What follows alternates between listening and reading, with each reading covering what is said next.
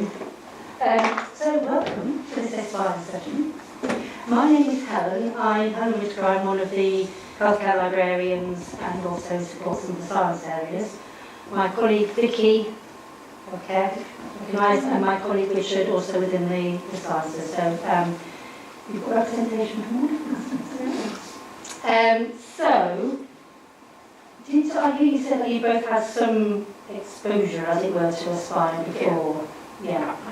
So literally, I kind of know where it is on the Moodle site, and that it exists. And that's about it, really. Okay. So what I want to do is just to step through what it is very briefly, what we think the advantages are, why you want to use it, and then we'll go through the sort of some of the key features: creating a list, bookmarking items, embedding it into Moodle. But at any point, please do ask any questions. Yes. So, just to talk a little bit about what Aspire is, it is basically the name of the online reading list software that we use. Okay. It enables you to link to resources from the library catalogue, but also from the web, from government departments, anywhere basically. You can link to resources from anywhere.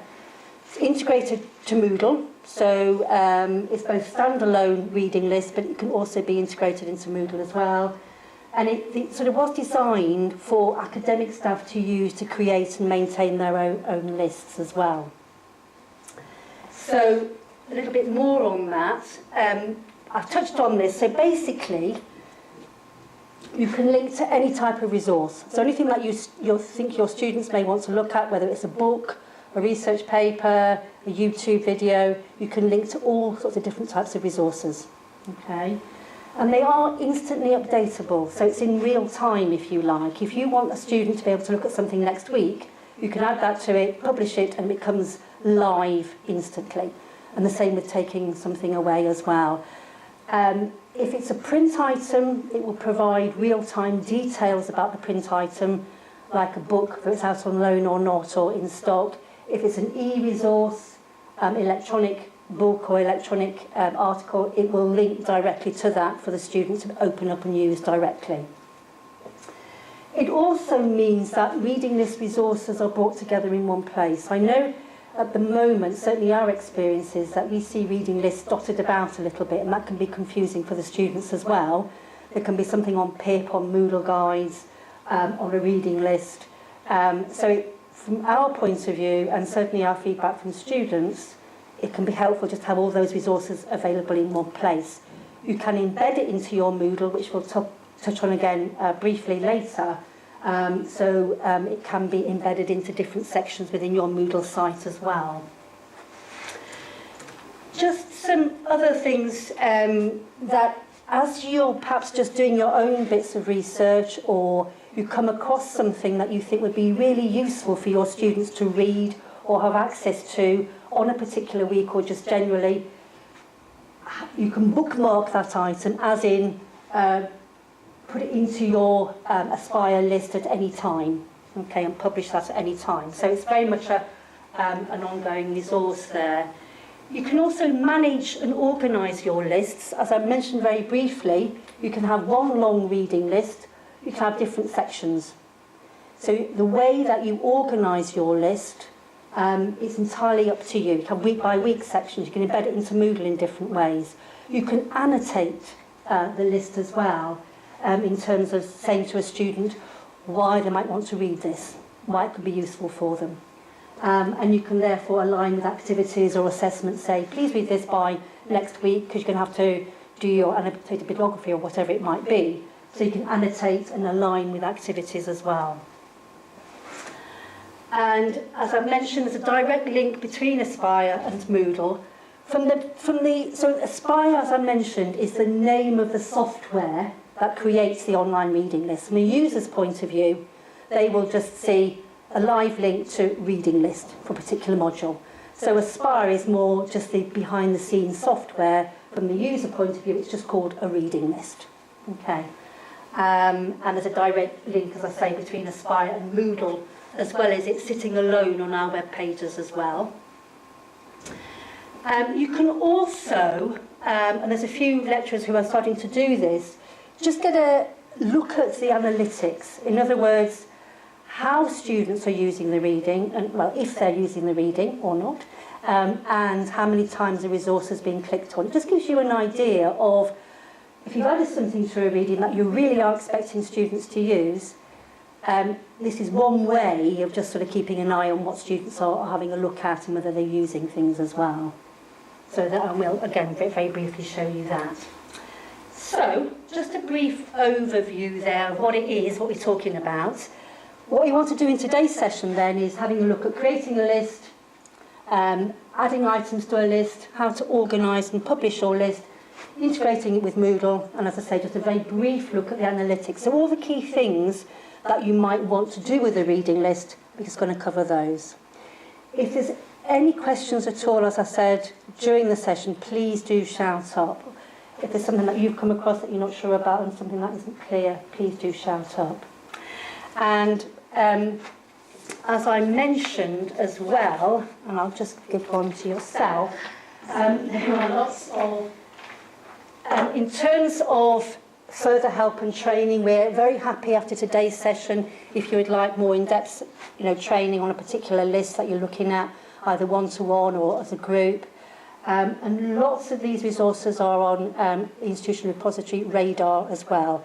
At the end of the session, I'll just wrap things up, and I'll just point you to where you can find more guides that are available as well. Okay. Any questions before I hand over to my colleague? Okay, lovely, thank you. So I'm going to hand over to Vicky. Anybody from anywhere can view a reading list. And the main link to all of the reading lists is on the library homepage under reading lists. So if you know either the name of the module that you're after or the module number, or in some cases if the lecturers put the list on themselves, then the lecturer name, then you can find and you can view a list online. So even if we've got students who haven't started the course yet, you can still give a link to a reading list, they can go and they can see what's on it. They won't be able to access any of their electronic resources because they won't be able to log in, but they'd at least be able to have a look and view the list. So anybody can view, but in order for you to be able to put stuff onto a list or to amend any existing list, you need to be a list editor. So if you haven't ever had if you haven't done any editing so far, then you would need to get an invite to be a list editor and accept that invite to be a list editor. And you would do that by contacting one of the librarians. So it doesn't matter which. I mean, healthcare librarians would always be able to get you an invite to become a list editor. Is that per list you want to edit, or is that Per you. So it's once you are an editor, you can edit any list that's out there. So anyone you fancy putting more books onto or taking books off of, you can edit any list that's out there once you become a list editor. So once you've got list editing rights, you can go in, you can amend lists. Now to go into the Aspire in order to do any editing of any lists, if you click on the here for access to the Aspire homepage, you can go in and then you can log in. Now the first time you log in, it will ask you to create a profile, and so you can put in your details, who you are, that you're lecturer or course leader or whatever. And then once you start creating lists, you can make them yours, as in you could have a list where the students could search for you and they could find the list that you'd created if you wanted to. Now if I log in,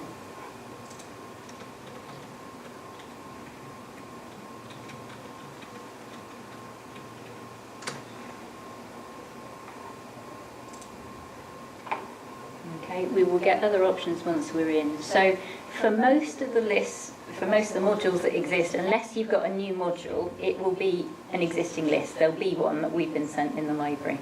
So for ones that already exist, all you have to do is type in the module number.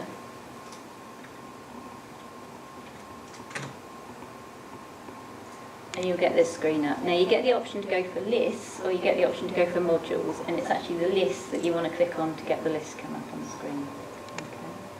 Now if you are logged in, you then get the option to edit the list come at the top. So we can click on edit and we can edit a list. And so that's an existing one. So that's lovely. If there's one there and somebody's already created it for you, you can go in, you can edit things on there, and we'll show you how to put bookmarks in and edit things in a minute. But if there isn't one and it's a completely new module, then you'll need to create the list for it. And in that case, you can go into My Lists, which will show you all of the ones that you've ever created. And you can click on Create a New List. Now what we found really helpful is to have not only the name of the module but also the code, so the course code in that name there, so that people can search on both things when they're looking for it. Now in terms of this, I'm only going to do a test list, so I haven't got a module to link it to, but I can type in the title of my module. Now the other important thing on here is the bit where it's select a hierarchy, and that's really weird language, but what it means is link this to the Moodle module so that you can get it appearing on Moodle as the reading list for this particular module.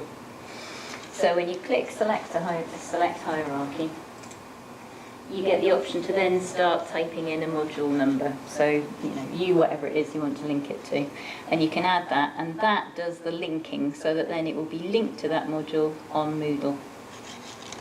And I'll show you at the end of Moodle stuff. But if you haven't put that in there, then you can't link it to a module on Moodle. It's just a standalone list. So then once you've done that, you can select which semester it runs, whether it's 1 or 2 or 1 and 2 or whatever it is, and then click create the list. Now at this point, if you say you are the list owner, that means that students will know that you've done that one. They can put in your name and they can find that list. When we're working on them in the library, we always leave it as decide later, so that actually it's not going to find anything that we've done under our name. But you can do that. And then you've got a draft list to start putting things into. Now when you go in to begin with, you're not going to have any bookmarks in here. And what you've got to do with anything that you want to put onto a list is actually find it and get it to come up in your bookmarks. And at this point, I'm going to hand over to Richard, who's going to show you how to bookmark from different places. Thanks, Vicky. So you only need to do this the first time you use Aspire on a new computer, laptop or tablet. So you can do this once on your computer in your office or your laptop at home, for example. The green menu bar at the top here, if you click on My Bookmarks, and over on the right-hand side here, you see the Install Bookmark button. If you click on that, just follow the on-screen instructions. If I just read this out, it says, when added to your browser, the bookmark button allows you to capture resources from around the web and add them to your My Bookmarks page or directly to a reading list. Click on Next. And this screen is really instructing you to just click on this button here, the Add to My Bookmarks button, click and drag it and drop it on the toolbar at the top there. Okay.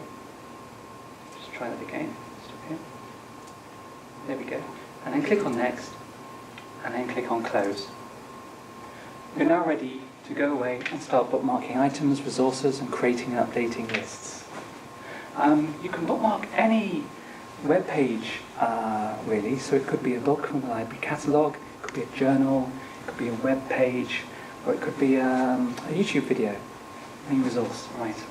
So let's try and do that then. If I just jump to a new window here, and from the library homepage, let's look at bookmarking a journal article online. You can see here you may choose to go through the journal titles page or find a journal article via database search. I'll leave it on library search and I'll just look for a journal article online.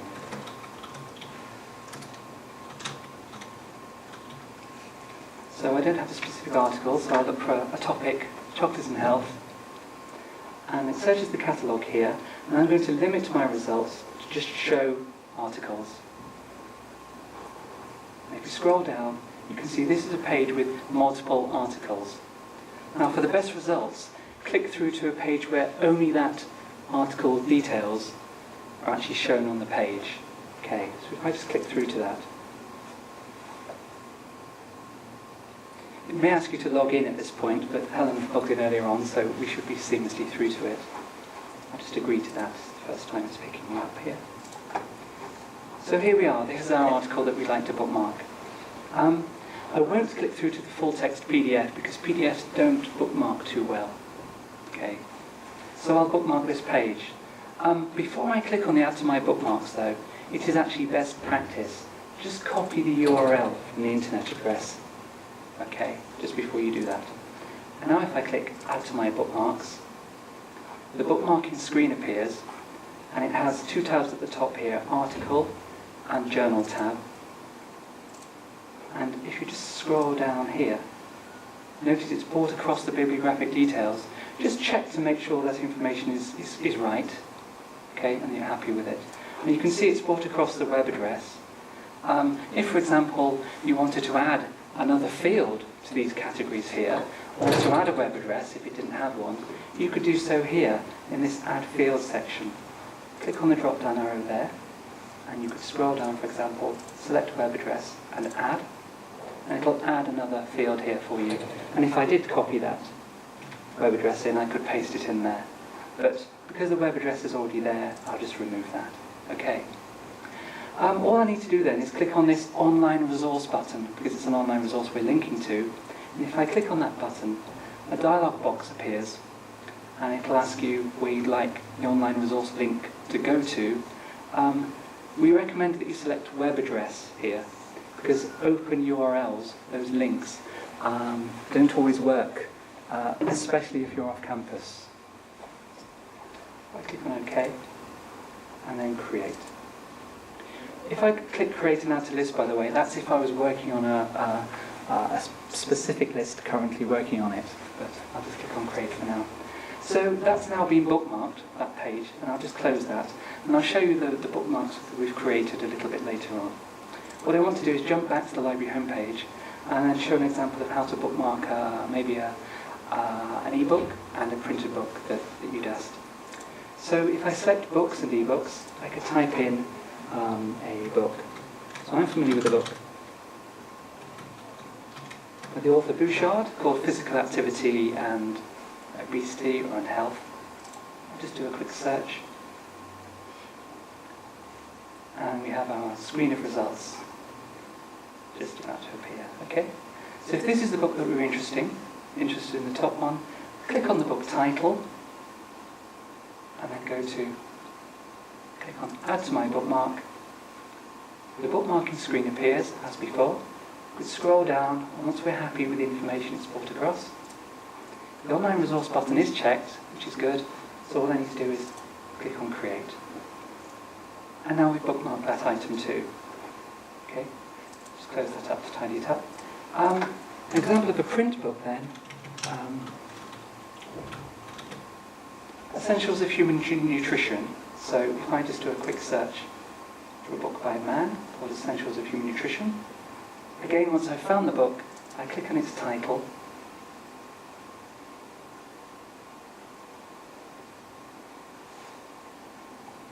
Okay, I'll just do that again. Okay, it looks as though it's had a little bit of a hitch. Okay, what I'll do is I'll just try that once more. The other one.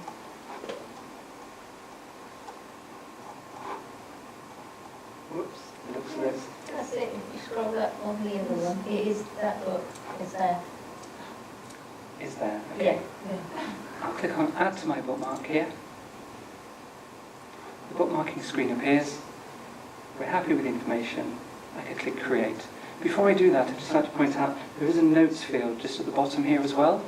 So you could add a note there suggesting why the student should view this or which aspect they should be concentrating on. Click on Create. And so we've now added those to our bookmarks. If I just show you a web page here, if I just go to Google, try and find the Department of Health web page.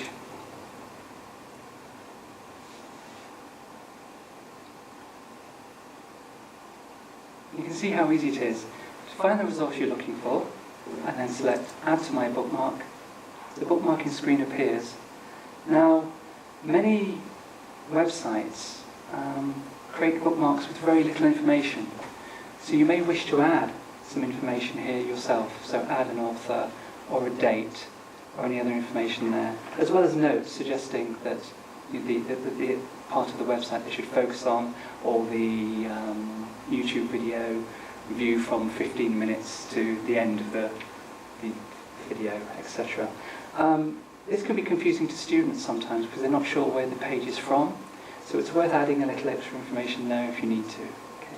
And I'll click on Create, and now we've created those bookmarks. Now if I go back to the Aspire tab here, you see the bookmarks are now listed. I click on My Bookmarks here. Do you see they're just listed here, the ones that I've just added? Okay. I'll hand back to Vicky. Are you going to show us how to bookmark a chapter?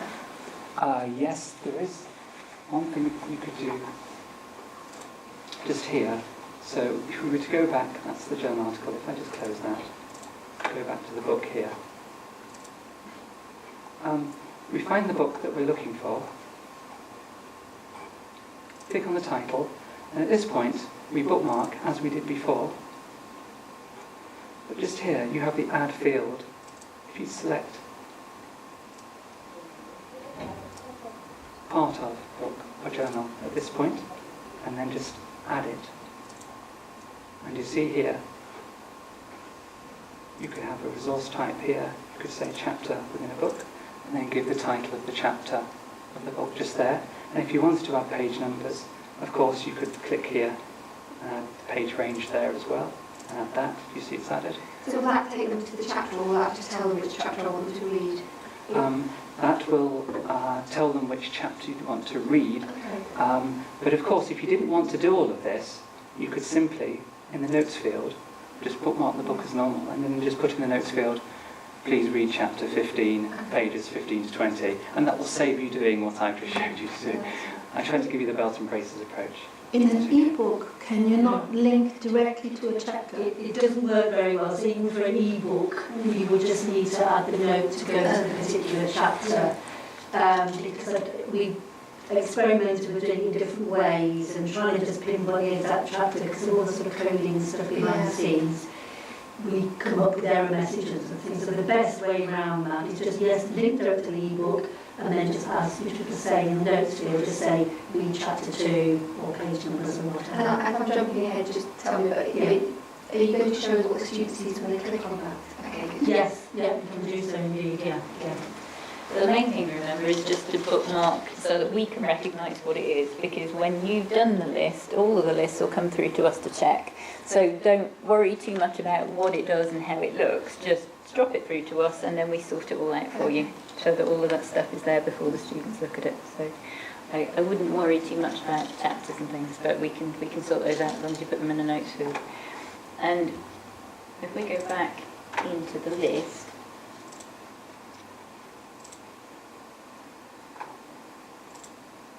and edit our list, what we can now see is that you've got those bookmarks that you've made coming up there on the right hand side. And so then it's up to you the way that you want to organise your list, whether you want all of those just across in one long list, or whether you want to organise it into sections of weekly reading, or sometimes you see that people have put something like, read one of the following. And so then you've got sort of 3 different texts, or core text and then additional reading. You can arrange these in any way you want to.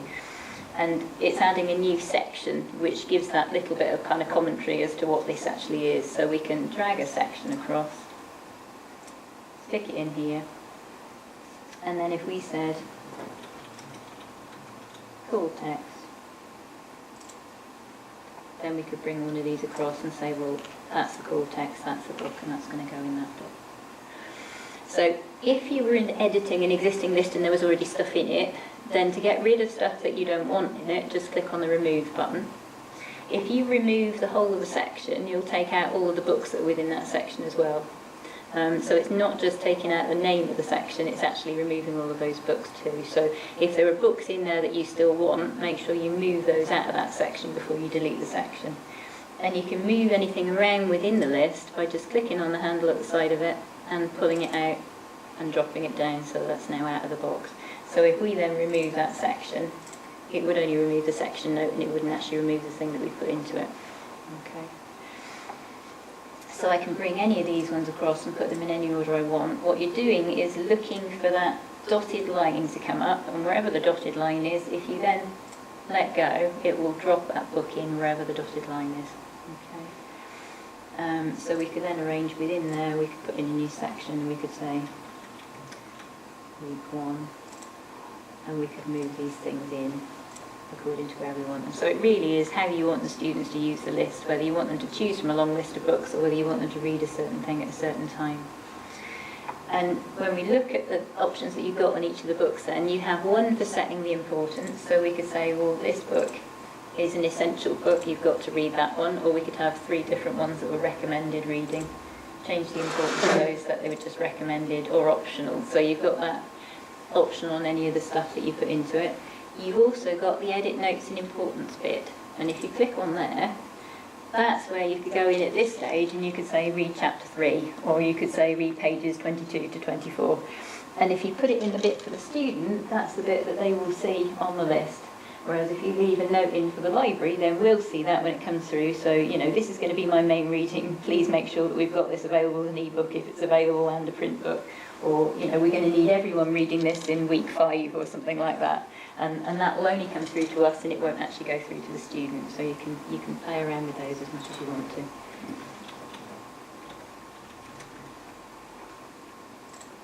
So at this point, even if you haven't managed to get it to bookmark a library resource, so you've just found something online, you could stick a note in there saying, not currently available through the library, but please can we order, something like that. And then when it comes through to us, we can order copies of it. We can link to an actual library record as soon as there's a library record available. So you can do things like that within that bit.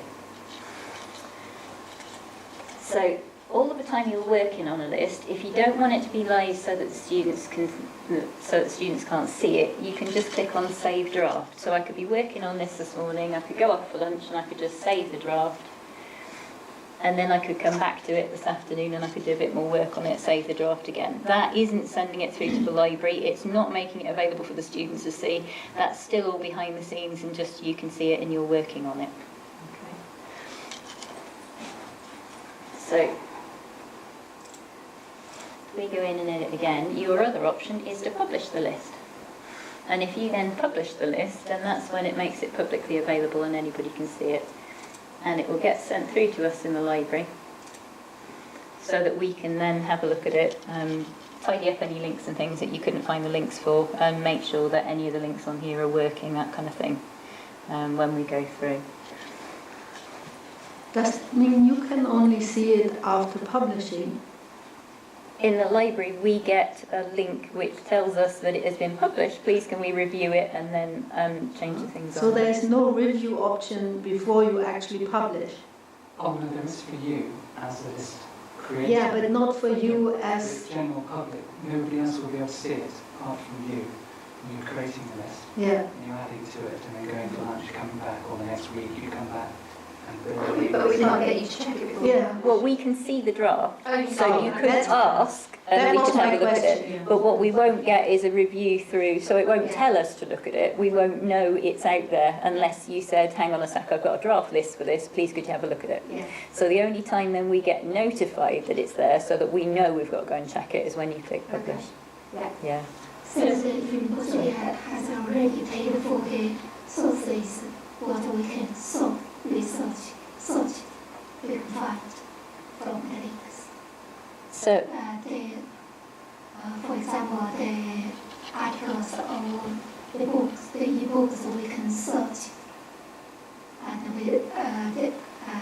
the sources, the university have paid for the. yeah, so you can actually put anything on a list if you want to. Now, if you're going to put something that we've already purchased, then I would go through the Brooks pages and find it that way so that the student will get the link to that thing that we've purchased. So if it's a journal article, for instance, if you go through and bookmark from the library pages like Richard was showing you, then the student's going to get the Brooks login screen to log into that particular thing.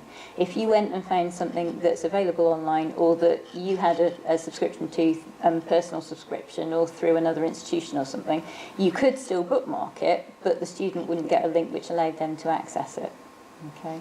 So, I mean, for instance, if it's a new book that's out that we don't have yet in the library but you'd like to bookmark, you could always bookmark it from Google Books, you could bookmark it from Amazon if you wanted to, just as this is a book I'd like, but it wouldn't give the student a link where they could go through and they could access it. Yeah? Does that answer that? Yeah. So once you've got your list and you've got everything on it that you think, well, those are all the things I want on it, you've got it organised in the sections that you want it in, you would then publish it, it would come through to us, and we would then do the tidying up of exactly what it shows, like when you click on the buttons and things. So if we look at one which is done already, and when the student goes through to the list, it's going to look like this. At the moment, there is a new list view in the process, but at the moment this is what they're going to see. So they have the option of either clicking on the title of the book, or they have the option of clicking on the online resource link if there is one here. And so if we then click on the online resource link, that will take us through into our version of the book. Okay. So then they've got the option to download or read online. Of course, again, Helen is logged in, but it would prompt the student to log in so that they get access to anything that's available through Brooks. If you click on the title of it,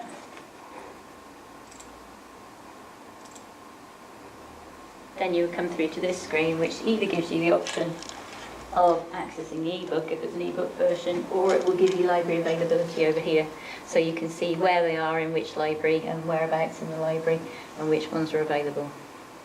Does that help with the findings? So you can leave it as a standalone list, as long as your list is linked on that hierarchy link. It will show up here what module it's linked to. And this is the module that we can actually put a link to that reading list on Moodle. So if you're having trouble with it not displaying on Moodle, have a check and make sure you've got it linked to the right module in the hierarchy. Because that's quite a common thing that happens, and it's linked to a different module because it used to be a different module number, and then when you go to link to it in Moodle, you can't. It's not going to come through on your Moodle module. So if I go in...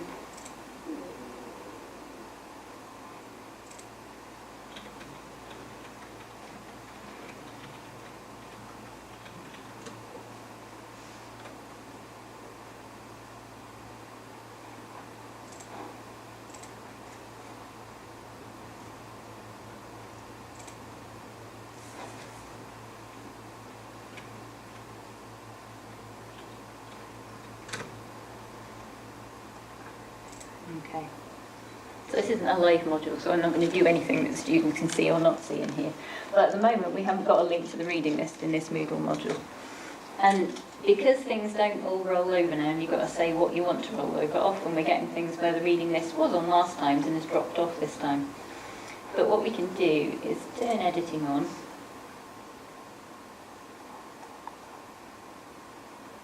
And add a block, so we can add the reading list block. Now don't worry about doing this. If you don't want to do it yourself, drop us an email and say, can you add it to the Moodle module? We can do that, that's not a problem.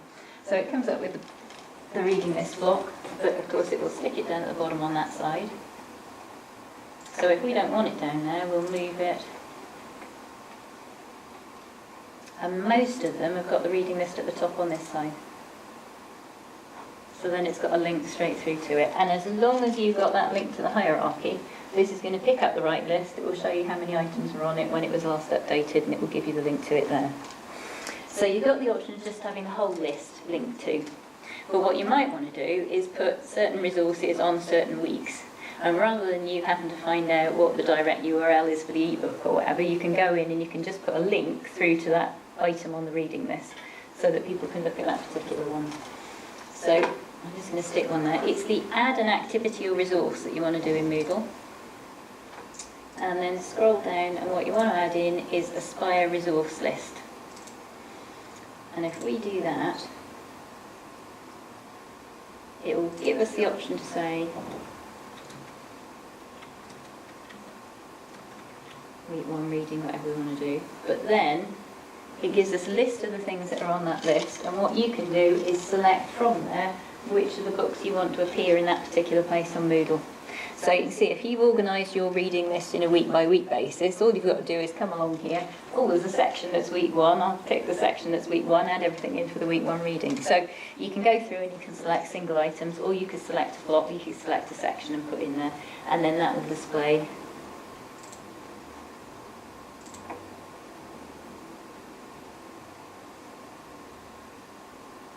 in the course on Moodle. So they would see it like that. Click on it, and you've got a link through to that book. Okay. So there's sort of the two sides of it. You've either got a standalone reading list that people can go to, or you can bring the resources from your reading list. You can put them into Moodle where you want them, so that people are looking at it that way.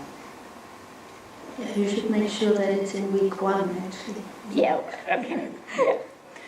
But just as an example, you can put stuff anywhere you like. You could take out, say, a video, and you could have that video on your reading list, and then rather than having a link to the video in there, you could put a link through to that. Why I mentioned this, make sure to put it in week one, is because many people still put a lot of items at the top, Yeah. which means the poor students always have to scroll down to see all the tabs of the weeks. So that's why I mentioned it. Yeah, absolutely. No, but you're quite right. But there is nothing in this list that's not being used, so I thought that's fine, I can mess around with this one. But yes, you could do that, and then again, of course, you can just get rid of the stuff in the same way as you get rid of anything else on here. So if we didn't want that one in there, then we can just edit it and we can delete it.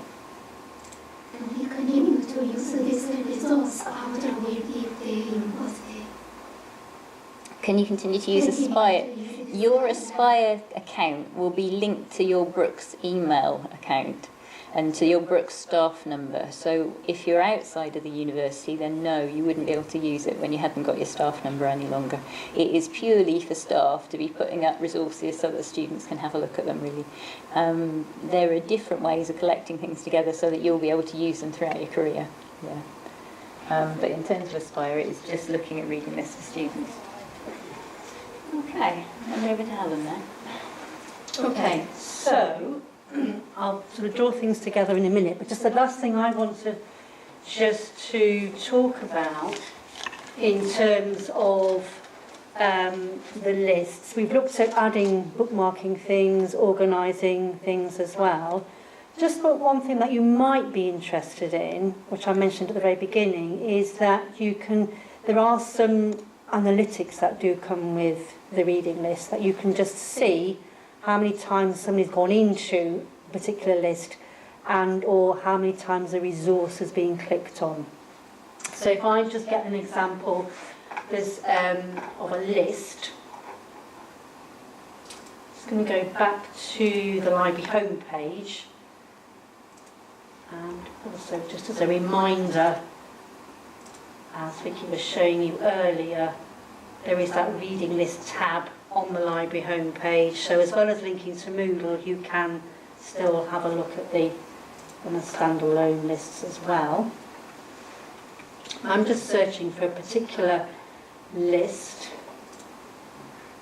This is a psychology list that the lecturer was quite keen on looking at the analytics. She was just trying to get a feel for how well her students were using the resources and how she could improve that uptake.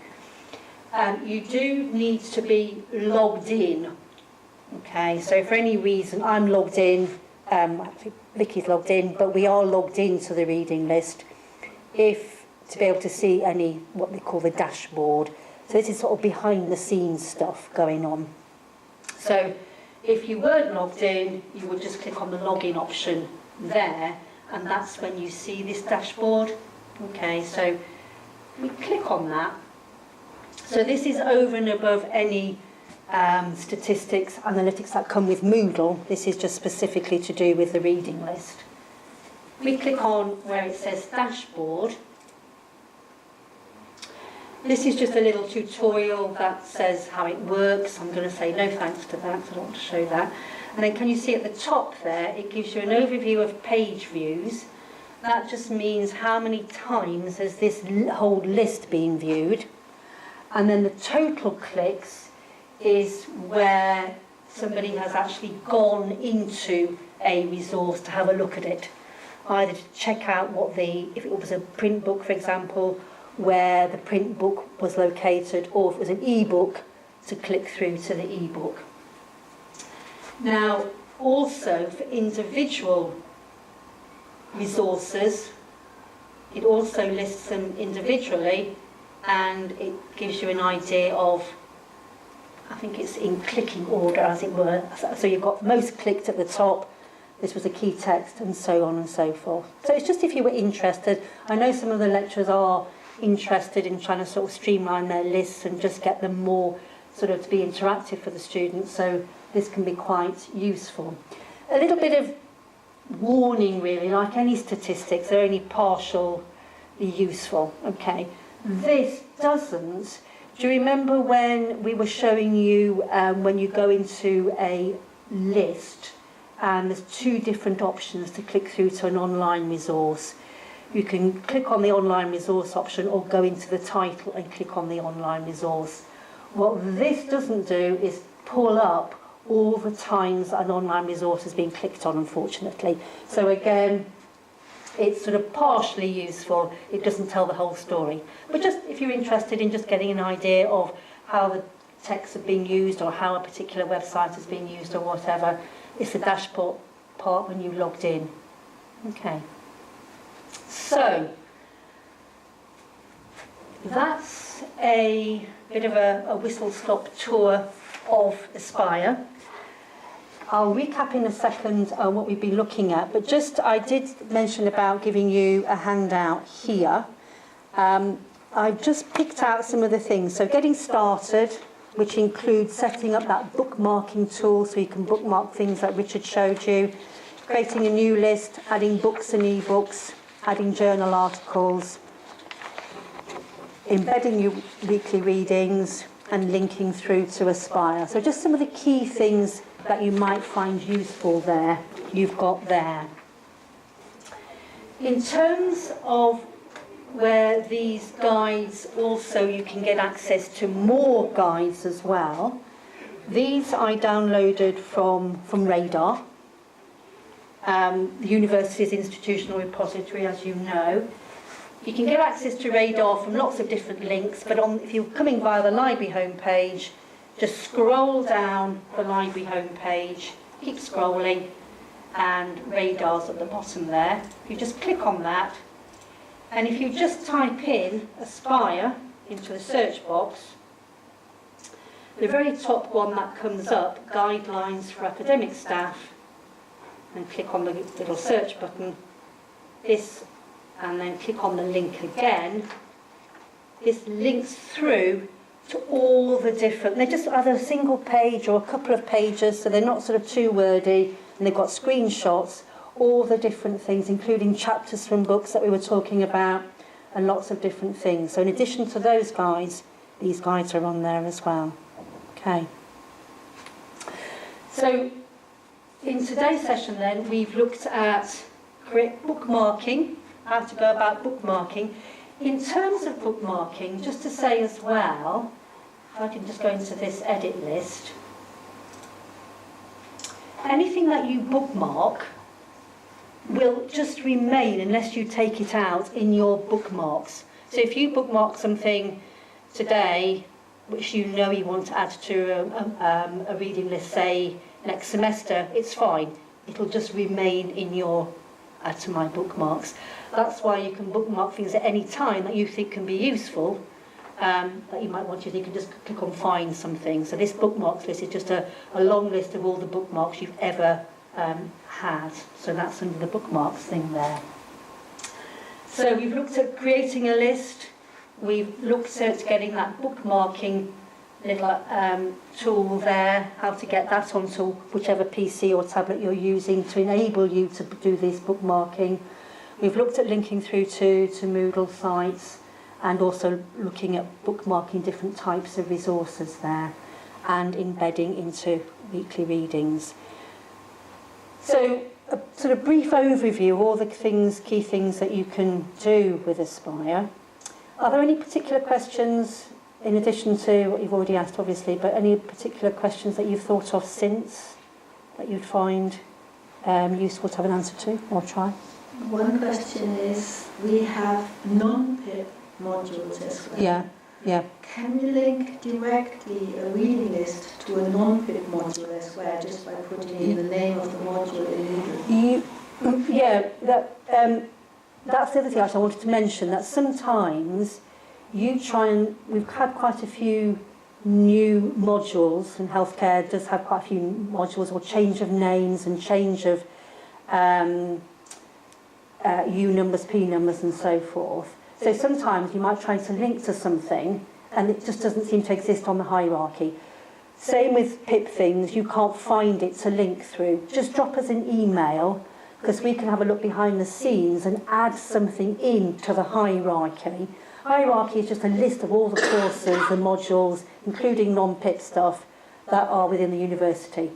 So we can add things to that as well as taking things away.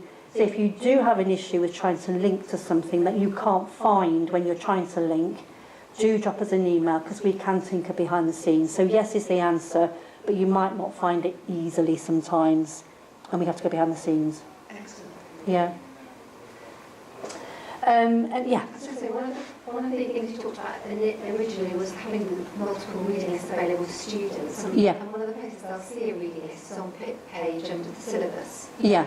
And that's come from the module descriptor. Yeah. And so unless that's been updated, that reading list won't change. Do you know if in Banner you'll be able to embed Spire reading lists into the new system or anything? We've been, ever since they came out with the news, yes, yes.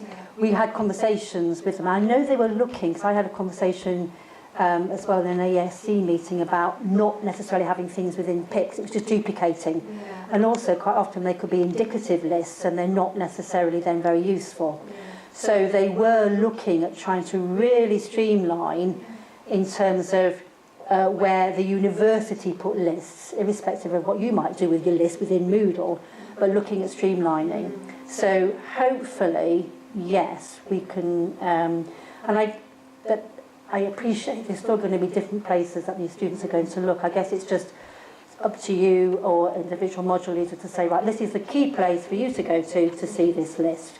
And that's why we're sort of pushing Aspire to be that key place, because you can bring everything together, you can have live links, you can update it in live time. So it's a very, it's a very much dynamic list in that way, rather than just being a printed list that doesn't have any links out, that just sits on PIP and never updated. Yeah. So hopefully, I know there's conversations going on about how it will work in the new system and things. So And are we yes. still required to update when the new edition comes out, or does that happen more automatically now? On the list, you mean? Yeah. It doesn't happen automatically. What we can do, when you publish something, as has been mentioned, the library automatically gets a copy and we can review it. And one of the things that we can do in the review screen, there's an option to check for later editions and or ebooks. So we might, what we can then have is that dialogue with the lecturer to say, would you like us to buy this, money permitting obviously, and would you like the previous one withdrawing? So that again is an ongoing dynamic system. So, and if you see an ebook or a new edition of something that you think, oh, we haven't got, do just drop us an email as well. Obviously we can update things as well. But in the review process, we can look at that as well. Will it roll over with Moodle, or do you say it doesn't? No. As far as I'm aware, I think, but I don't quote me on this, my understanding was that lecturers have to do something. The actual Moodle bit, as we saw it, was still greyed out on Moodle, so that bit rolls over. But my understanding is that lecturers have to decide which bit from the previous run of that module, which bits they actually want to roll over. Yeah, but I'm not sure. I think that's still correct. All the key things will be there, the standard things, but I think where additional things have been added, like a reading list, it doesn't automatically come over, is our experience. I have to test it because it should. I mean, the items on the list should be ticked, and when you don't untick them, they get rolled over. Okay. But I don't know about the blocks. They should be rolled over as well, but I haven't tested it because nobody had asked me, so I can check it. And I think we've had experience of it just not coming over. We were aware, that's why I'm saying this, because I think we've... This morning where somebody Yeah. emailed us and said this hasn't Where's rolled my over on reading the list? yeah. So our experience is that it doesn't, so don't assume it will, I guess. Just update it as well if it doesn't Yeah. work.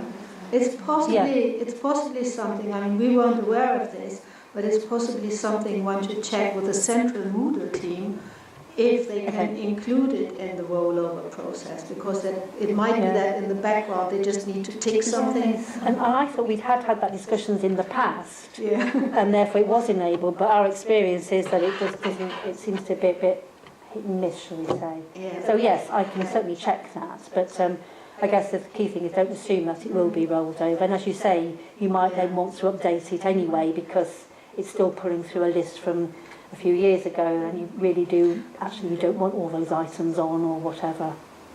So possibly it might be better if it's not rolled over Yeah. because it Well, reminds people of yes, updating the exactly. reading list. It's pros and cons either way, isn't there, really? So, yeah. That's a nice place to have it embedded, would be on the course homepage. Like you said, that's a nice idea that students, before they even Yeah. enrol, can see not the full reading list, but you could have a Yeah. pre-reading list almost Yeah. embedded. And in fact, some courses, and I can't think of an example now, have done, I've created a list in conjunction with a lecturer because the students have specifically asked for some pre-reading to get on with before, I think one was before they started, but also was one where they were coming back into the second year and they wanted to know Yeah. what they had to look at. So it can be really versatile in that way. Obviously, if they're pre-students, they wouldn't necessarily get access to Moodle, That's really but don't forget that they can still come and go on to, Oh yeah, that's right. so there's still that standalone link, as well as it being embedded to Moodle. Now, as we mentioned earlier, the reading list would just give them information about the resources that they would need to look at. It might click through to an online journal, article or online ebook, but because they weren't yet enrolled, they wouldn't be able to access it, but it gives them an idea of what they have to look at in the Can a member of the future. public do that? Yeah. Yeah, external examiner, member of the public, new students, prospective students, anybody, all of this is open access, anybody can look at it. Where they will reach a block is if they're trying to get through to something which is just for our students and staff, and they'll be asked to log in. But yes, they can see quite a lot before they get to that point. So it would be a good idea for coming students Yeah, to absolutely. put things on that list which you can access, which are open access, Yeah, you could and do. then share Yeah. it with the students. Yeah, you or could put do. it on Google Or at Slides least for they get an- action. Yeah. Yeah, you get a feel for the types of resources they're going to need to look at, or the key author or key titles that they're going to need to look at. So it just helps them get a bit more idea of the course, doesn't it, really? Worth buying this, or Exactly. this will be an ebook when you get there, buy it. Yeah, exactly. So that can... And we certainly had requests for that, definitely. So we have been doing some work on that with lecturers, so yeah. But please, if you would like to have a go at doing a list or would like us to come one-to-one and just step you through things, you're very welcome. Or if you'll have a go and just say, could you look at this draft list or something, or send it to us and we can review it. Whichever way you'd find useful, but please do that, that's fine.